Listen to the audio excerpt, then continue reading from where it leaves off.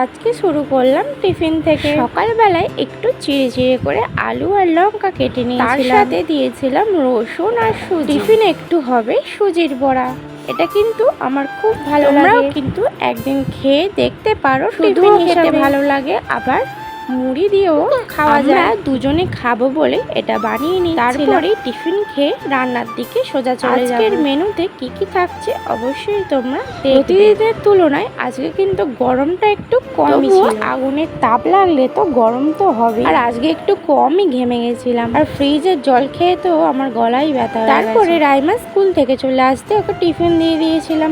দেখো আমের করেছিলাম, আমটাকে আগে সিদ্ধ করে নিয়েছিলাম, তারপর লঙ্কা ফোড়ন দিয়ে এখনকার আম যেহেতু কেমন খাজা খাজা হয়ে গেছে, তার জন্য জেলির মতো চাটনি করে। এখানে ছিল মাছ, মাছের ঝাল হবে, আর হচ্ছিল পুঁই শাকের একটা মাছের মাথা ছিল, সেটা দিয়ে পুঁই শাকের তরকারিটা করছিলাম। মাছের মাথা না হলে পুঁই শাকের তরকারি তো একদমই ভালো লাগে না। প্রথমে চাটনি করে নিয়ে তারপরেই পুঁই শাকের তরকারি বসিয়ে সেটা হতে হতে মাছের ঝালের জোগাড়টা তারপরেই দেখাবো। পুঁই শাকের তরকারিটা না দেখতে যেমন হয়েছিল খেতেও তেমন হয়েছিল। তারপরেই ওই কড়াটা ভালো করে ধুয়ে তেল দিয়ে দিয়েছিলাম মাছ ভাজা। মাছ ভাজার জন্য তেল তো ভালো করে গরম করতে, আর আমার সেই টিপস একই, তেলের মধ্যে একটু হলুদ দিয়ে দিয়েছিলাম যাতে না মাছগুলো দিলে ছেটকায়। এটা কিন্তু আমি অনেক দিন ধরেই ফলো করে আসছি। তেল কিন্তু খুব একটা ছেটকায় না, বিশেষ করে তরকারি করার সময়। তারপরে মাছ ভাজা বসিয়ে দিয়ে পেঁয়াজ টমেটো আদা রসুন কেটে নিয়েছিলাম মাছের ঝালের জন্য। তারপরে গেবি গেবি লাল লাল মাছের ঝাল হয়ে গেছিল।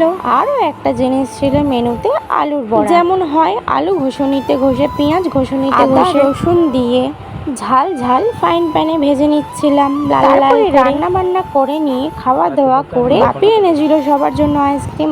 কেমন নিয়েছিলাম অবশ্যই কমেন্ট করে জানিয়ে।